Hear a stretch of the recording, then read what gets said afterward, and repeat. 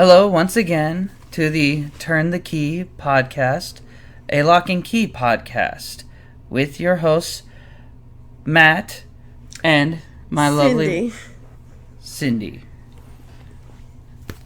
Excellent. You're welcome. Okay, so as we start all of these podcasts, first and foremost, to those of you who haven't read it and want to start reading, we're just going to give you our ratings of issue 2 right off the bat before we dig into it. So my rating this time around is a 7 out of 10. A 7? Yes. You thought it was that high? Yes, and I will very much point out every little thing that helped raise it all the way up to 7. I don't know. I thought maybe it was around It was about the same as the last issue, but maybe Really? just a little Solid bit more. 5? Well, not to go too far into it, but this whole first trade is a lot of setup. I mean, for my money's worth, like it reaches top tier enjoyment for me once we enter into book 2. Alright, so again, for those of you who don't want to be spoiled, we are about to start, and for those of you who don't mind or already know, welcome. So, we start with, I actually want to talk about the cover for issue 2. In the trade, the paperback trade that we're reading from, you don't actually get the cover per issue as you're reading along. All the covers are in the back. So I actually want to talk about the cover for issue 2 because it is stunning. It is just gorgeous. I love the Bud in his ghost. It's Bode. Bode, the youngest. I love him in his ghost form and just how he looks like smoke, but with like a humanoid appearance to him, and the will of the wisp. the well is the well. The well is beautiful. It is one of my favorite places in all of this whole entire comic. It's just so simple and yet so old and so classic, and it just looks freaking amazing.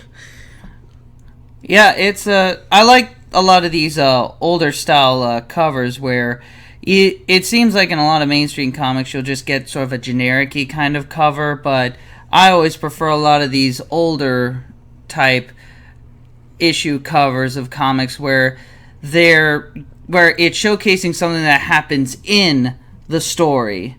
And for this issue 2, this scene actually does happen, and it is actually the most significant moment in the comic, so it was a very appropriate scene to depict on the cover to really draw you in, because you remember from the last issue that Bode just discovered the ghost key and what it can do, and then like if you just read that issue and then you see this next issue on the cover, it's like your mind is already jumping to it's making that bridge in your mind, like you're connecting the ghost key from the last issue, and now you're seeing Bode using that ghost key to go somewhere, and you're thinking, where is that?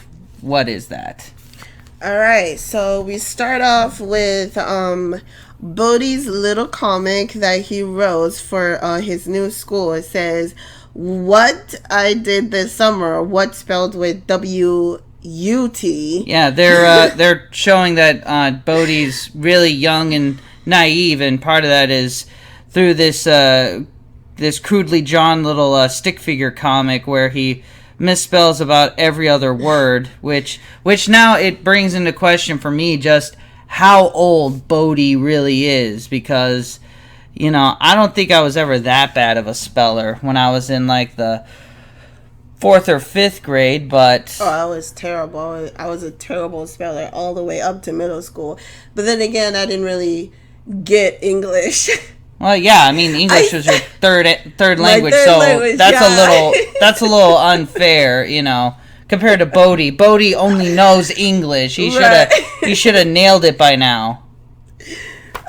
So we see the comic, the little comic he wrote, he did for his school, and he talks about his dad getting shot and them having to move to the Locke house.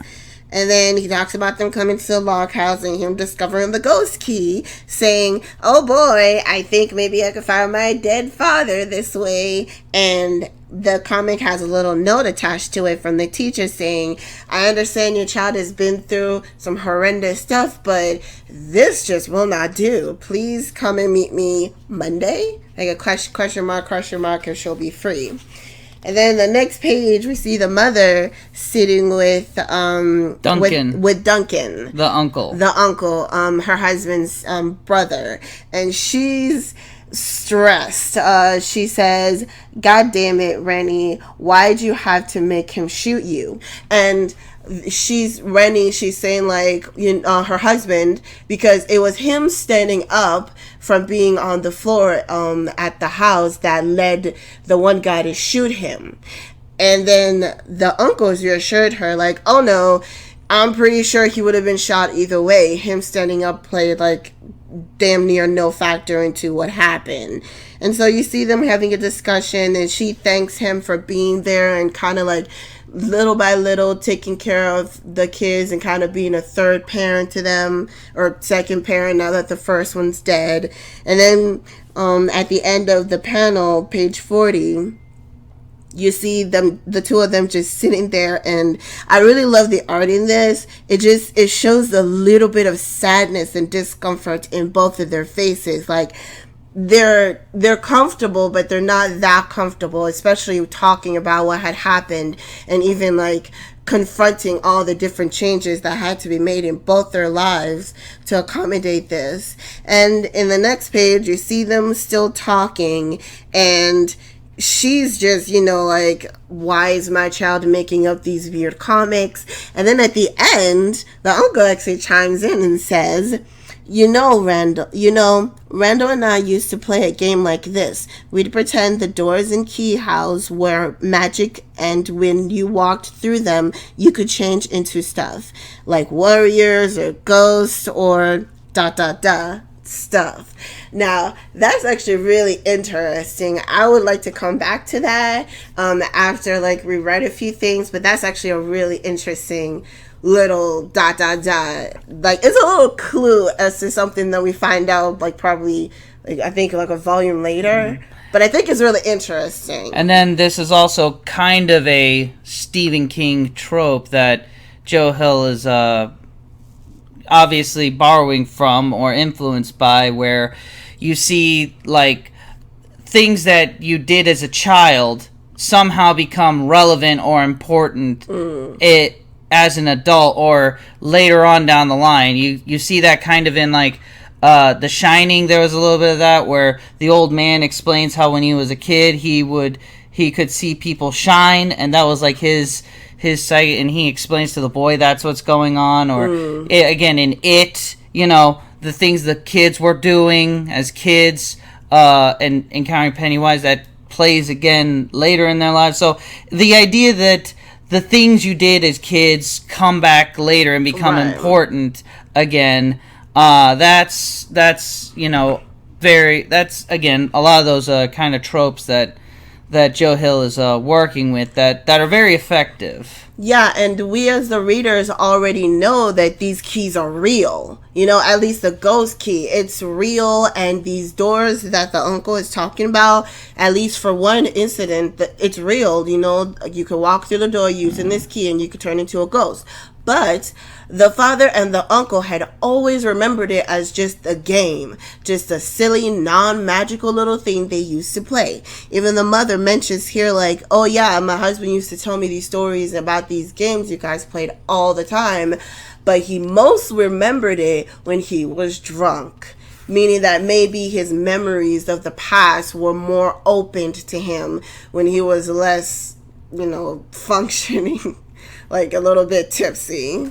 And then you see here on the next page on 48 that Bode has been watching them as a ghost this whole time. I mean page 42 that also the way the title is laid out on the concrete floor like that is very reminiscent to like older comics like The Spirit, where Will Eisner would not just do a simple like font in the corner or on the top to play. He would always try to incorporate it into the setting of the pages of like maybe there's a clothesline, and then the clothesline would spell out the name of the issue or something with the clothes. And here he's decided to sort of make it look like the letters are actually etched into the the floor. That's actually reminds me too of like in Dark Crystal. I was actually about to mention that the TV series. You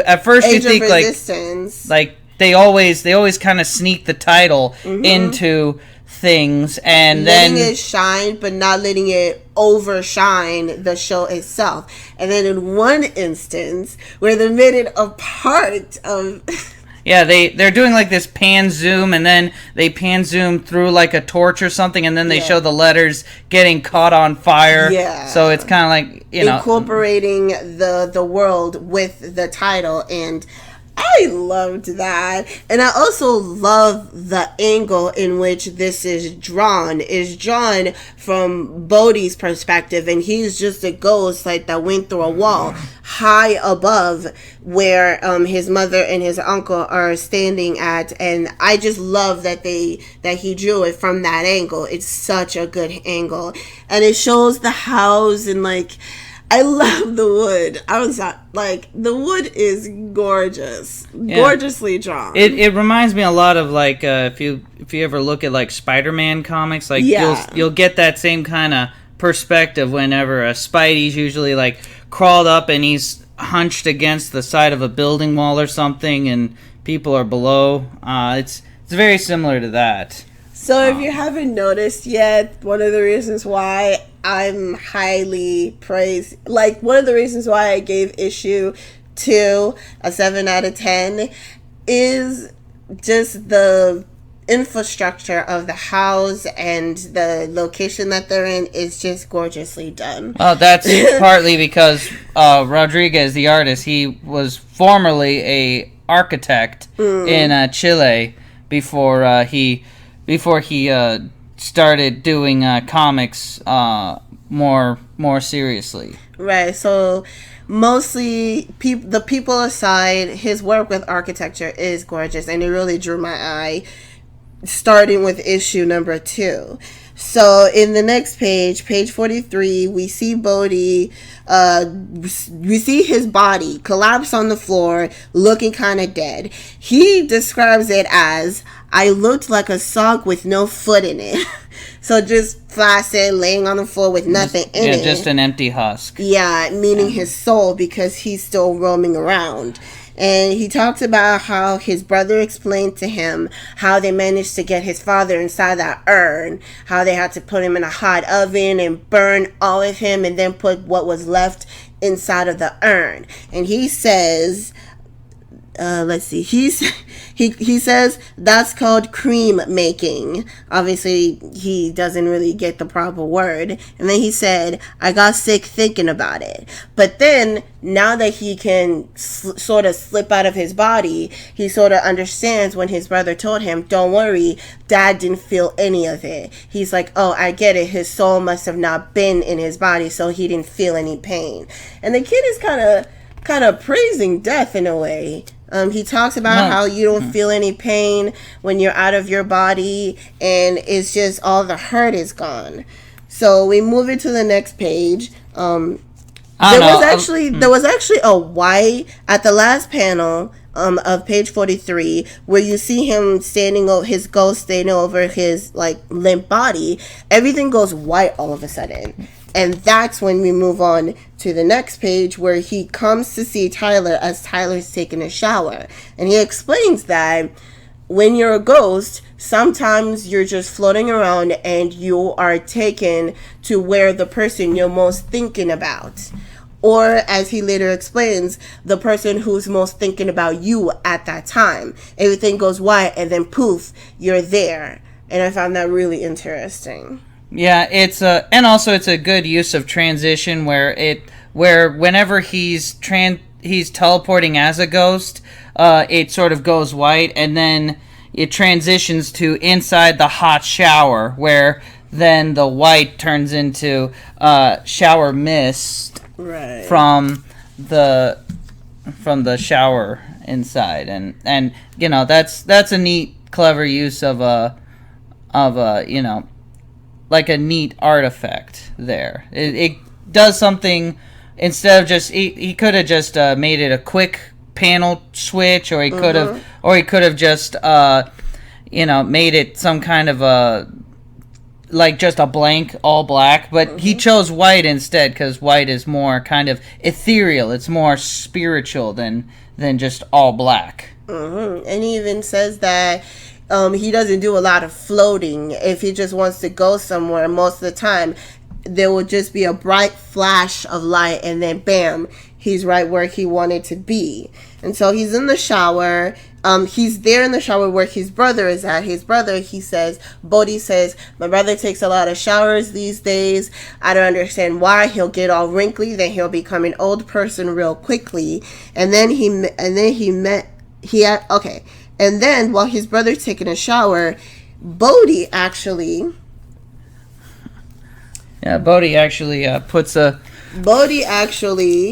goes through the water that's coming out, and as he's going through it, the water all of a sudden becomes freezing cold.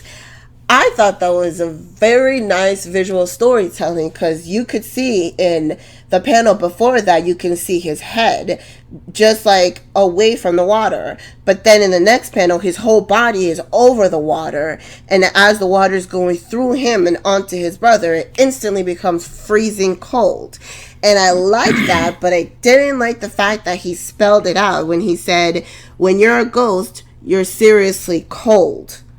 So I think visually that was properly spoken, and it's something that he actually repeats in a later page. And I thought that was really, I thought it would have been better if it wasn't said here, but repeated in a kind of joking way that he repeats in a later line. I think it would have worked better if he just left it visual as a visual thing here. I thought it was kind of neat. Also, I can't help but think of Casper the Friendly Ghost when he's sort of in this scene with the shower, because that seems like something that would actually happen in like a Casper cartoon. Like Casper, you know, poofs in, he's wanting to try and be friendly with a guy showering, and then the water goes through him, and then he accidentally makes it cold for the guy, and then, you know, he turns around and gets spooked or something. And you know, that I took that as like a neat little kind of in-joke. It was visually really good. If it would be better if it was just visual and not something spoken. Well, it's kind of like if they left it blank, like it would have just looked like he's kind of just sitting there looking, and they obviously had to came across. I think that's part of that is probably just Joe Hill being having been a novelist. Like, you're a novelist, you want to narrate everything, and so it's kind of, I guess, Joe Hill, like, he probably was writing the script and he put these narration boxes saying, okay, it's got to be here, and you know, before it was drawn. Yeah, and Rodriguez just kind of this is Rodriguez interpreting those narration boxes to try and make something visual and artistic with it. So I think that's kind of a issue, I think, of a lack of that's a problem of, I guess, you can get with a comic book writer that you know, is, instead of giving like 5 bullet points and then letting the artist like do his own thing and change where and interpret things, it's more like giving 15 points of 15 bullet points, and then at that point the artist is just transcribing what you're telling him to put down anyway. So I think that looks more like kind of a problem of two people who are fairly new to doing comics, and neither one is entirely confident in either each other or themselves in doing this medium. Mm-hmm. So then at the last panel of this page where he's with Bode is with his brother, everything goes white.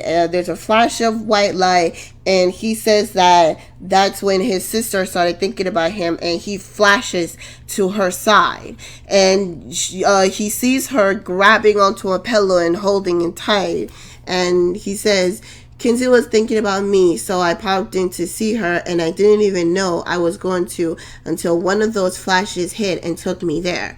Kinsey used to have rock star hair, but when we moved to Lovecraft, she changed it. Now she doesn't look like herself at all. She was in her room holding her pillow, only she wasn't really there. She was really on the roof with me again.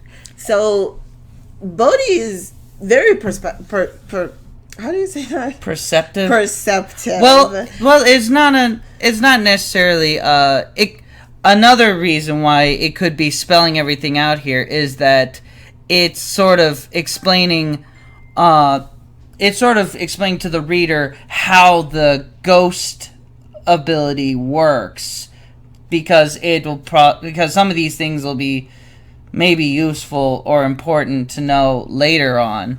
Right. Because we're learning that, okay, you can, as a ghost, you can phase through things and other stuff. And I think maybe this is part of the ghost ability, is being able to... You think Bode being, like, able to...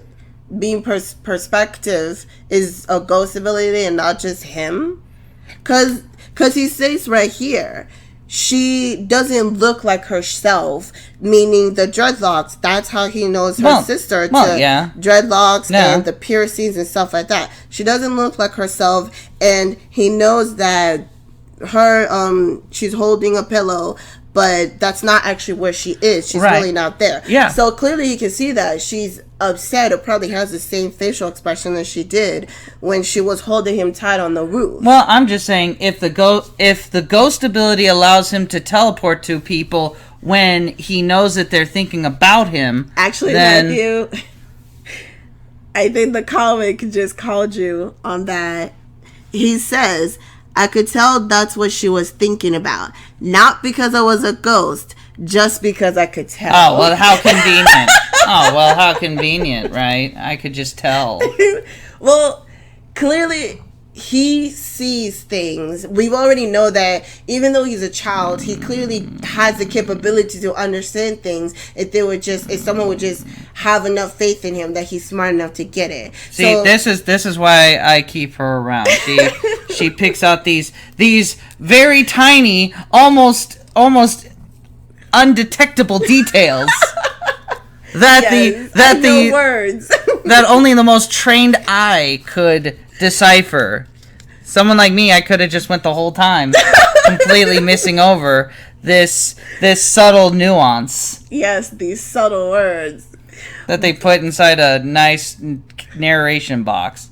But yes, so he clearly knows his sister well enough to know that what she looks like and what she might be thinking when she has that look in her face.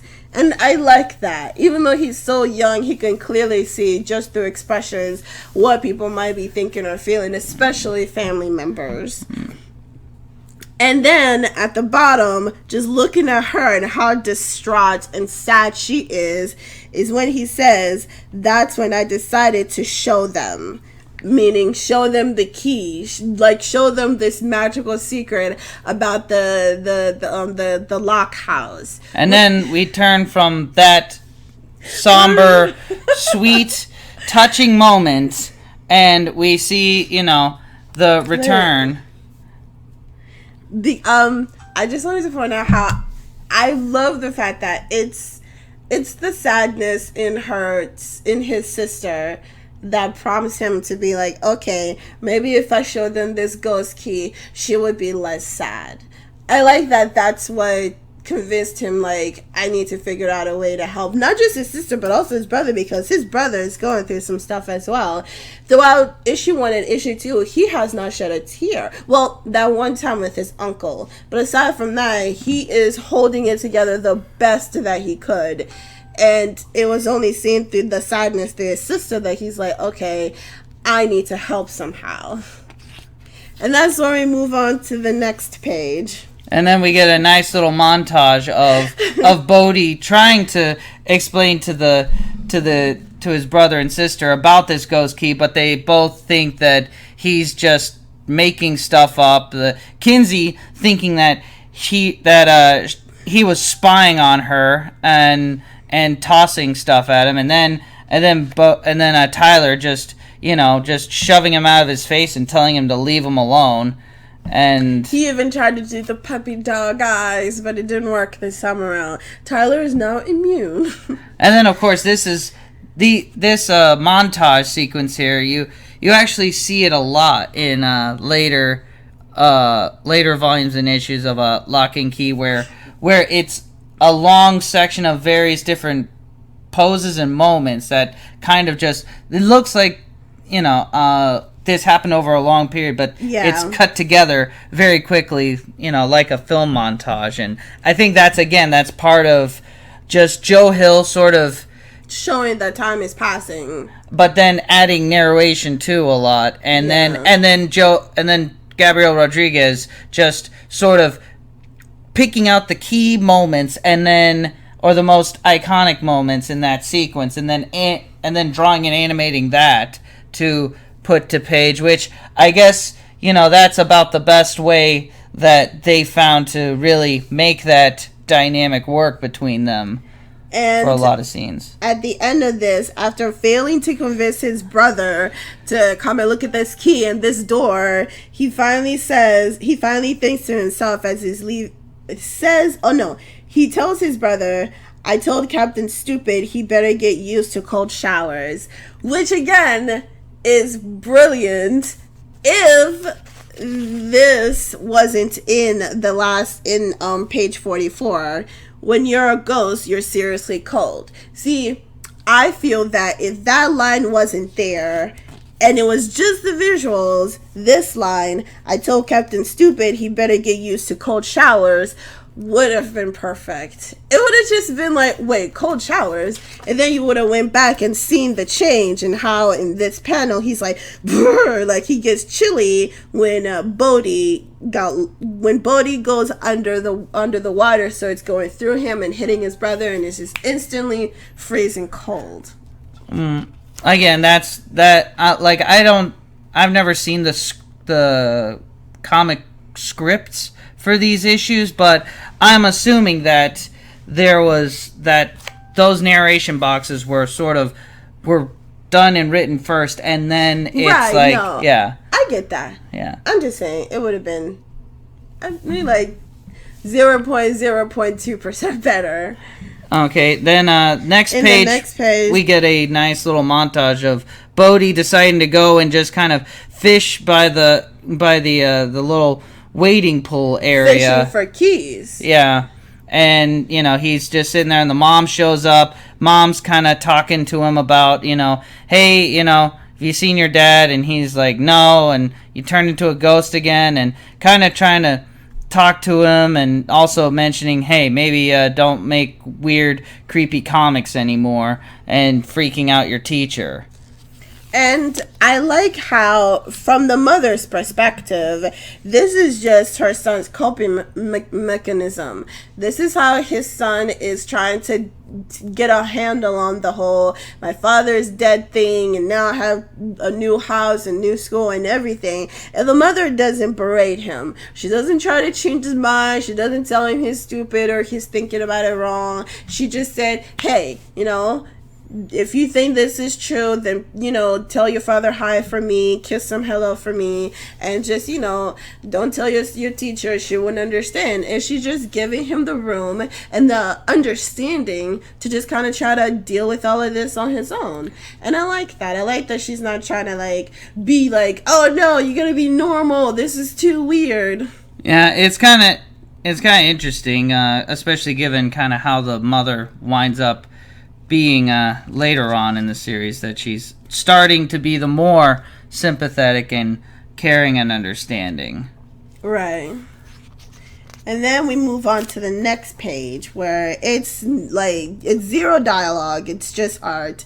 Bode is fishing and he thinks he catches something because he's using a magnet as a hook to kind of like try to grab onto whatever keys he feels that may be in the man-made pool or pond. So he's trying to fish. He thought he caught something, but it's a can. He gets disappointed. But as he was fishing, he was singing. And then he hears the same singing coming out of the well house. And so he decides to go and check. Oh, my mistake. There is one dialogue on this page. It's Bode saying, hello. And then in the next page, he says, hello, anybody? And the well says, lo, Bode. So, I think the lo, that's him. Yeah, hello, lo. That's his echo going down, and then buddy. Yeah, where it's Bode, but it's saying body, but then it's a subtle change where instead of it saying body, it's Bode, and so that's kind of a subtle hint where he's wondering, did it say my name or is it just an echo of anybody? Yeah. And this is basically the cover for issue 2, except a bit more lighting, a bit more detail, and instead of ghost Bode, we get human child Bode coming through the window. Because he's so tiny, he can get through the bars, which I thought was so adorable. Anyone else would need a key to get through, but to get inside, but he just kind of can slide through the bars. And again, gorgeous rendition of this little well house. And then in the next page, we see him kind of singing, and then the echo also sings, and he says, are you my echo? The echo says, Coco. He said, and then the echo answers, yes, I am Bode. Yes, which that's what scares him. It wasn't the echo or the singing or the repeating. It scared him when he says something that isn't repeated, and then he just bolts out of there and runs. Right. Next page, he goes to get his brother and sister, dragging his brother, saying, there's this woman, and she's saying my name, and she's stuck down the well. And his brother says, well, hello. And he just hears his echo, and he's saying, I think it's just an echo. I don't really think there's anyone in here. So he doesn't actually believe him. Right. Just him sort of just passing him off again. And then the next page, the brother is trying to be kind with his words while at the same time being not messing around and saying that, well, you imagined it. I don't believe it's true, but, just don't play around there. It's a dangerous place. It's so old, it'll probably start caving in at any moment. Well, it's just Tyler's, again, he's approaching it from a logical perspective, right. which actually becomes very useful later on, where he starts applying that logic to a lot of the things that start happening around the house. But right now, that logic is stopping him from really exploring what's actually happening. And the sister, you can see she's kind of trying to be on Bode's side, saying, well, maybe he did see something. I don't know. But then Tyler shuts that down, says the doors are all locked. There's one set of footprints in the whole place, and that's Bode. This is not a thing. We are moving on. Cut to page 53, and Bode's having a nightmare. A nightmare where he's standing with his dad, and he's realizing that his dad is actually dead with a hole right through his eye. And over in the corner, there's a large black dog wolf that's pawing at the ground, and you see that it's pawing up some kind of a door or a latch that has 11 on it, and of course, which comes back in later issues. Yeah, it's a very big thing. And something else that comes back is that in the dream, the dad says, he says, "Hey, Bode, want to hear a knock knock joke? Knock knock," which I don't quite remember how, but this whole knock knock thing, it comes back into play several times throughout the series. So put a pin in that. And then, of course, that leads to Bode waking up the next morning, and then he decides to once again go out into the well house. But this time, instead of going out as himself, he actually goes out in his ghost form with the ghost key, and we finally see who's at the bottom of the well, and it's this...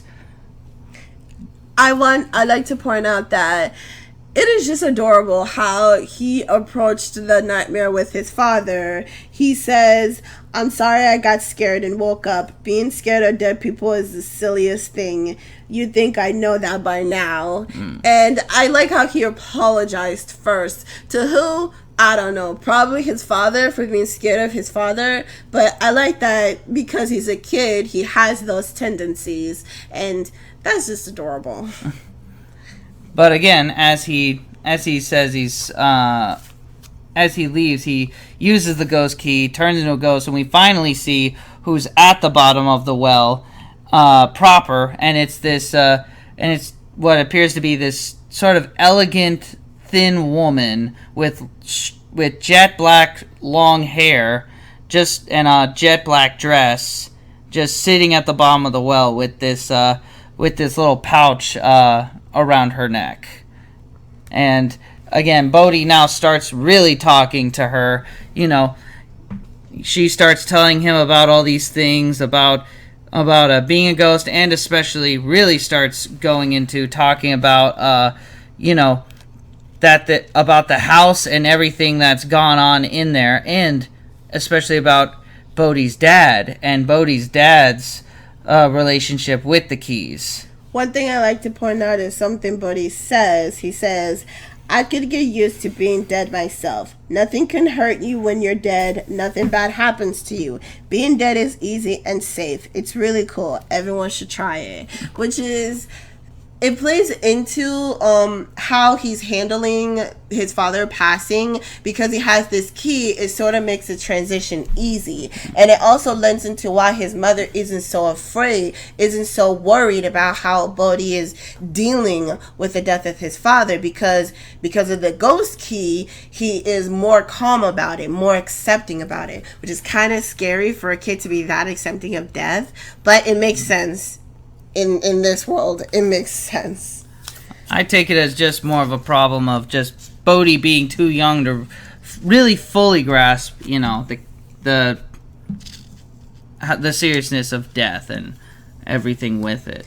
Yes, and then the ghost is, the well girl is echoing what his sentiments saying. "Come back when you're not a ghost. When you're not a ghost. I won't hurt you. I just want to talk to you." Saying that I won't cause you pain, even when you're human in your body. Please come back and talk to me. And then we get a lot of very interesting kind of info dump here about a lot of foreshadowing of different keys that will make an appearance later on. She mentions various things like that even though she can't get out of the well, that there's possibly a different way she can get out of the well, and saying how there's other things too. Right. The lady in the well mentions she says that it's humanly impossible to climb out of this well, but even if you dropped me a rope, I'd still be stuck in this place. The door to the well house is magic too. So letting us know that there is something supernatural, something even involving the keys that led to this girl being stuck in this well. So you can't just like, oh, help her get out. And that's probably also why our brother couldn't feel there's anything different, anything weird going on there, because he's not yet aware of the keys or the magical implications of the keys.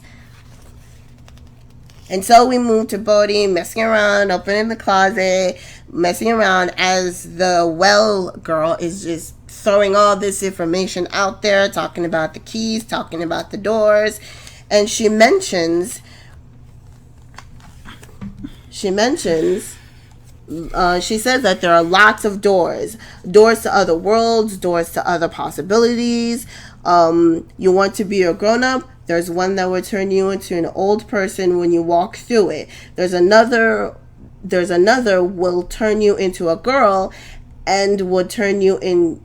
Your sister into a boy. Would turn your sister into a boy. So yeah, so we're seeing here, there's a gender door. There's a gender key. There's also a grown-up key. Grown-up or old person key, I think is what she said. And then the most important one mentioned here is the... I wanted to highlight something that I talked about previously with the uncle. When the uncle was talking about all the games that he would play with Bode's dad, he said, oh, we would play make-believe. We would pretend we were warriors or ghosts or ... stuff. And then here, the well lady speaks of there's multiple doors that could turn you into anything. It could turn you into an old person, an animal, or even someone of a different gender. So I found it interesting how it seems as though the uncle didn't want to mention the gender door or the gender key, assuming that it's all keys. So I found that highly interesting. I don't know. Maybe he just didn't find that key. But there was a ... though. Well, there's clearly something that he's hiding, or something that he can't quite remember. I found that very interesting. And then, of course, we get to, my personal favorite theory that I go into with this, and that being that the well is obviously a sexual metaphor. You have this little boy who's very obsessed with a clearly feminine. Well, it's got a lady in it with a lady voice. Mm-hmm. Yeah, and it's a dark wet hole. Dark wet hole. Yes. Yeah. Okay. Ooh, and boy. It's and he's obsessed. And then even still it's a hole that's promising him that she can show him how to be a grown up, can show him how to if you want to turn into a girl, I can show that to you. I can basically awaken you to your real self, the self you want to be. If there's not something there, then fine, you can call me out on it, but I mean, it not only plays on that, but it also plays on, a lot of that kind of horror, that horror trope, that horror or sinister trope where the unknown or the scary, seductive stuff is usually coded as like feminine. Like you usually have like, witches or seductresses that are usually coded feminine. So especially when it's a male hero protagonist. So all horror is essentially the fear of a woman's vagina? No, I'm saying in the hero's journey, oftentimes the male hero protagonist will be either opposed by or confronted by some kind of force that is sometimes represented as being feminine. Like, Samson was undone not by an army of Philistines, but by a single woman. a single woman who seduced him and cut his hair. Or, you know, do you have honey, I'm gonna stop you right there. sirens, etc. Okay, so I'm not saying this is true across the board. I'm gonna agree with you, not about the whole, because no. Oh, okay. Sometimes a female wet hole is just a female wet hole. Yes, sometimes a hole is just a hole. Oh, okay. I will not agree with you ever about the hole, but I will agree with you on the obstacle that the hero has to face is effeminate in some way. Because in the story, for the most part, at least the beginning of it, the villain is female. She's manipulating everybody. And, you know, as far as we've seen, she's a woman in the well. She's the woman that the guy who killed their father has been talking to in the last issue through water. Which, again, water is also a feminine element. Oh, good God. Sweetheart. Calm down. If anyone out there agrees with your wet hole theory, look, I'm not saying that's what they were thinking. Please comment down below if you agree with his wet hole theory. I'm officially the worst theory ever made. It's just the wet hole. The wet hole theory. I have many opinions about this. Specifically a wet hole. It can't be a dry hole. No, nobody cares about those. We've gone as far as we can go in dry holes, all right? Okay, so the lady in the well convinces Bode to bring her a mirror and a pair of scissors so that she could cut her long hair because it's grown so long, and Bode, being the innocent child that he is, does so. And now it's interesting that she would ask for, you know, a mirror and scissors because, again, those are two items that you know, at least the mirror is feminine. Okay, so we're still focusing on the wet hole theory, huh? No, this is Beyond Wet Hole. Beyond Wet Hole. The sequel. Yeah, Wet Hole 2, Beyond the Wet Hole. Okay. But again, some of these lines here, if you read it another way, it says, like, you can't go through the front door, but what about some other door? Oh, my goodness. Some other door, you know. Indeed. What would be another door? A back door, maybe? Not you!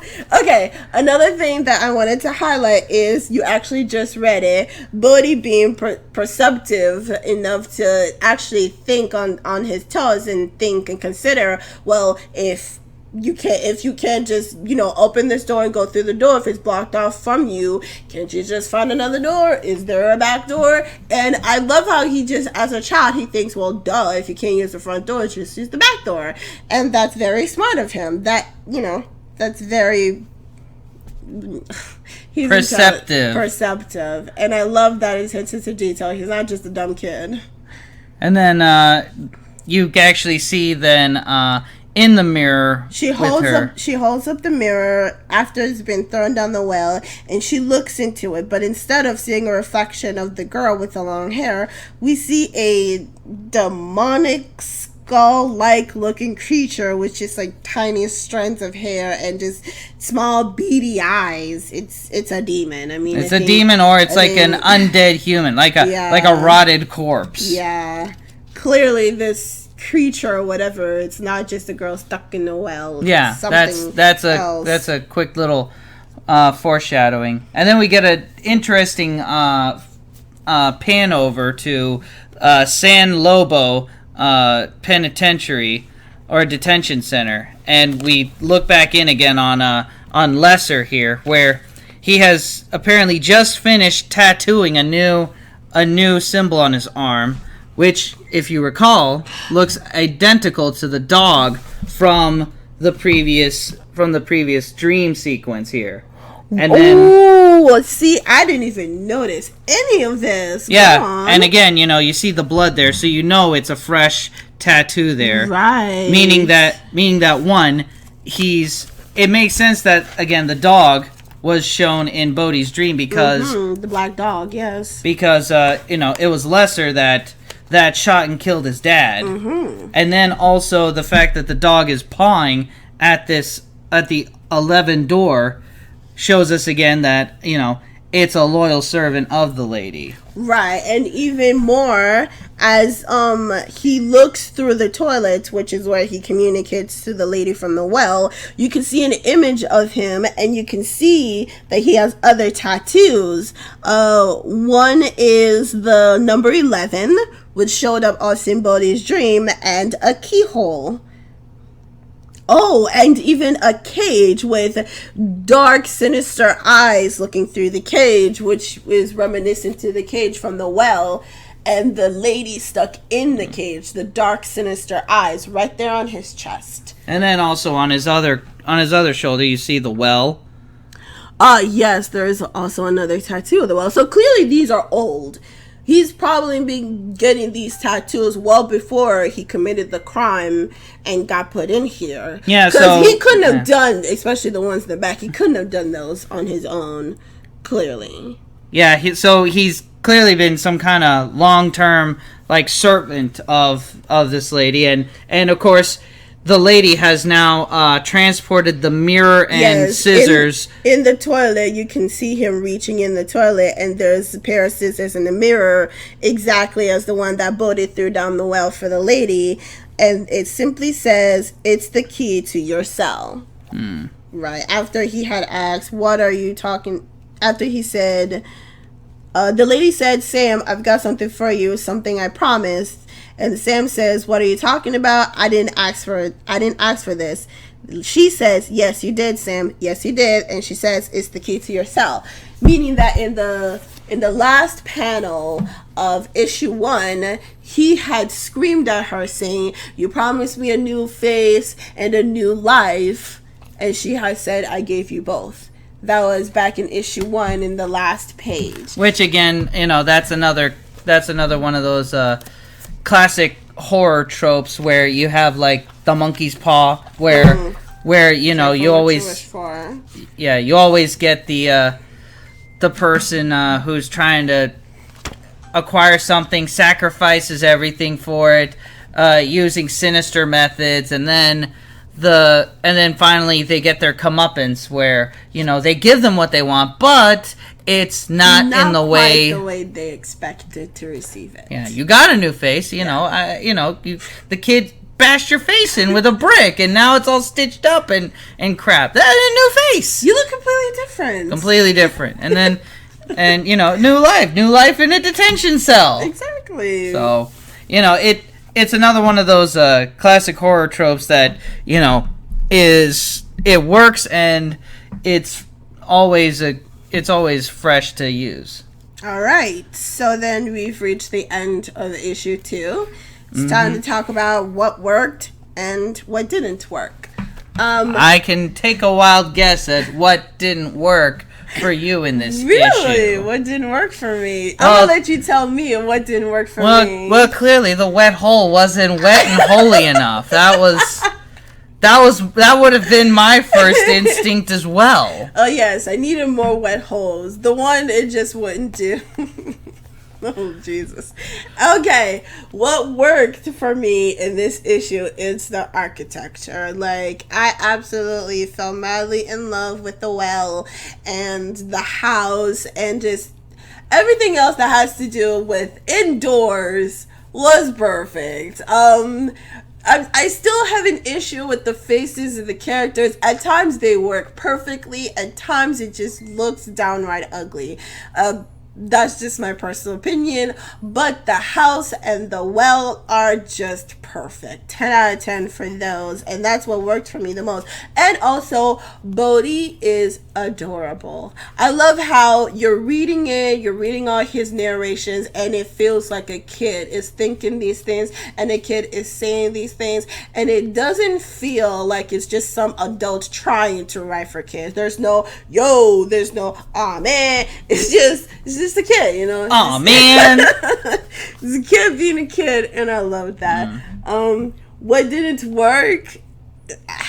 I want more with the mom. That's just, I loved what little bit we got of the mom and the uncle, and just what little information we're getting of the uncle. And I get this was all Bode, doing his thing, meeting up with the villain, but I need more of the mom and more of the adults. I love the kids, but I want some adult in my life. I don't know. I thought the issue was kind of weak as far as really a lot of plot progression with a lot of the characters. Like, Bodhi's the only one that anything happens to, and he spends a lot of it just kind of dicking around as a ghost, and it feels like maybe some of that could have been cut and used for something else, like Is there anything that you would have removed from this issue that you thought was unnecessary? Well, like I said, some of the, like, when Bodhi's kind of floating around, doing ghost stuff instead of just, kind of figure out a way to, like, shrink that down and then just get us to him finding the well, and then maybe use some of that page space to do something with Kinsey and Tyler and maybe the mom or so, or just maybe have Bode could have had Bode at school or so. You could have done something. He was fucking around too much. He was by himself too much, is what you're saying. Yeah, it felt like, when you break it down and you just say, okay, Bode finds a well, and then he finds this lady in the well. This lady is our villain, and we find out that this lady is also connected to the house and knows things. You condense it to that, and then you stretch it back out, and then you say, okay, well, was a lot of this other stuff that Bode was doing just kind of around, was that all super necessary for the plot progression? Obviously, he's... I think if it was me, I would remove the section with his brother, because hardly anything was learned from that. But with the section with his sister, I think that was really important, especially considering throughout the incident at the house, he spent most of it with his sister. So there's a stronger connection between the two of them relating to the incidents than there is with him and his brother. There's a bit of a disconnect about the father's death between him and his brother, but a lot of it between him and his sister. So I think that was important. But the whole Tyler shower thing, as much as I loved it visually, I don't think it was necessary. Like I said, a lot of these complaints can be pointed to what's most likely. This is me with my tinfoil hat theory that Joe Hill and Rodriguez are both still fairly new to making and producing comics by themselves, and two things. One, Joe Hill, puts a lot of narration boxes everywhere. It's one of those things where it's like, aside from that one wordless, mostly wordless panel, right? That's just depicting action. Everything else, like if he felt a need to have something going on, right, like either in the character's head or in a dialogue, and that's a lot of what you'd expect from somebody who's mostly written novels and books. You see the same thing in Sandman in that first trade with Neil Gaiman because again, Neil Gaiman, Sandman was the first comic he wrote, so his gears are still switched to novel mode, where everything needs to be a lot of narration, where a lot of things need to be typed out and said out loud, right. and it's a lot of that, and also too, because Joe Hill is used to writing books, he's obviously used to every chapter leading into the next one, and the difference between that and a lot of other it used to be the case that when comic book creators made a 22 page issue, that they would try to have that issue more or less try to stand on its own, have like a satisfying chunk, a little beginning, middle, and end in there.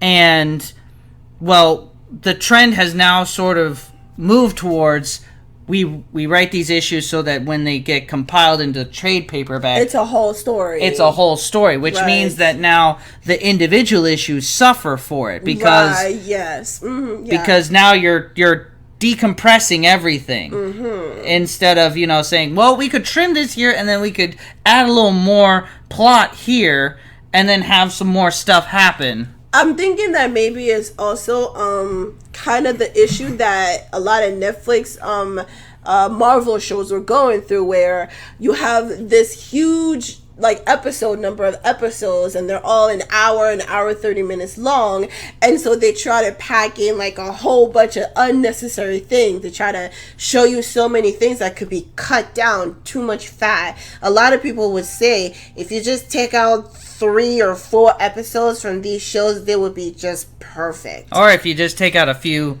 subplots from some of those shows and episodes, that again, it would have been better, more tightly written. Like I said, a lot of the shows that I'm liking on Netflix and some of these other shows are shows that been trimmed down. You reduce the number of shows and you reduce the number of times. You reduce the number of episodes and you reduce the number of times per episode. And that's the perfect formula right there. And then also the other problem with a lot of those shows, and then again with Locke and Key, was that he was maybe trying to do all these with each story being drawn and produced as a single trade, right. and then the problem then becomes, well, if you're planning it out over the course of a whole trade as one complete chunk, then say the sales dip by issue 3, well, you already tried to write too far ahead there, so now you're trying to course correct, and it's a gamble, and you're stuck in a lot of stuff because you're saying, well, I already set up all these spinning plates over here, and I can't just let those plates drop. Right, It's a huge gamble. Yeah. Well, it's still more or less paid off for them. Right. So, what did you actually like? Well, like I said, the wet hole was a highlight for me. It even got on the cover. That was the money shot right there. Everybody loves a wet hole. That's the new caption.